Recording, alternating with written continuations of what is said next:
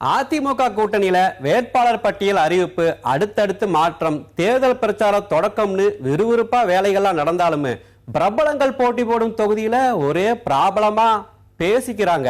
தலைவா, வேட்பாளர் மாற்றத்துல சீட்டு கட்ச சிஆர் சரஸ்வதி பல்லாவரத்துல ஆபீஸ்க்காக வீடு தேடிட்டு இருந்தாங்களாம். அதுக்கே கட்சிக்காரங்க ஒழுங்கா ஒத்துழைப்பு கொடுக்கலையா பேசிக்கிட்டாங்க. திருச்செந்தூர்ல யாகமெல்லாம் நடத்தி முருகப்பெருமானுக்கு பலமான பூஜைகள் எல்லாம் செஞ்சுட்டு நல்ல நேரம் பார்த்து சாமாக்கா சரத்குமார் தேர்தல் பரப்புரையை தொடங்க கட்சி தேர்தல் அலுவலக கதவை திறக்கிற நேரத்துல கரண்ட் கட் ஆயிடுச்சாமா. பேச்சா கிடக்குது. சரத்குமாருக்கு திமுக தரப்புல அனிதா ராதாகிருஷ்ணன் குடைச்சல கொடுப்பாரு அப்படின்னு சொல்ல, பத்திரிகை அதிபர்களோட துணையோட ஜெயிப்பேன் அப்படின்னு சரத் நம்பிக்கையா இருக்கிறாராம். ஏன்னா அது நடிகர் ராமராஜனை எம்பி ஆக்கணும் தொகுதியா பேசிக்கிட்டாங்க. ஐயா, விரும்பாக்கம் தொகுதி எப்படி நமக்கு கிடைக்கும்னு நகைச்சுவை நடிகர் செந்தில் எதிர்பார்ப்போட காத்து இருந்தாராம்.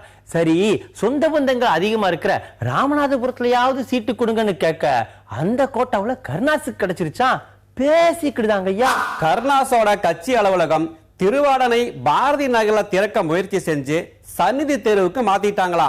யாரு வந்தாலும் 3 வேளையும் தடபுடலா விருந்துங்களா, கூட்டம் அலம் மோதுதுங்களா பேசிக்கிறாங்க.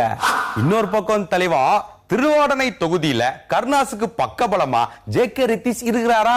சொந்த ஊர்ல அரசியல் எதிரியான சுப தங்கவேலனை வீழ்த்தத்தா முக்குளத்தோர் புலிப்படைய களத்துல இறக்கி விட்டுருக்காரா ஜே.கே. ரித்தீஷ் அப்படின்னு பேசிக்கிறாங்க. மயிலாப்பூர் தொகுதியில போட்டி போடும் முன்னாள் போலீஸ் உயரதிகாரி நடராஜ் தொண்டர்களோட வேகத்துக்கு ஈடு கொடுக்க மாட்டேன்றாராமா. என்னதான் இருந்தாலும் அவர் பெரிய உயரதிகாரி அப்படிங்கிறதுனால தொண்டர்களும் டிஸ்டன்ஸ் மெயின்டைன் பண்றாங்களாமா சொல்லிக்கிட்டாங்க. முன்னாள் டிஜிபி நடராஜ சட்டமன்றத்துக்குள்ள போக விடாம தடுக்கணும்னா குஷ்புவை களத்தில் இறக்கி விட்டா நடக்காது. அதனால சிதம்பரம் அணியிலே இருந்தாலும் பரவாயில்ல, கராத்தே தியாகராஜனே மோத விடுவோம் அப்படின்னு பேச்சான் சொல்லிக்கிட்டாங்க.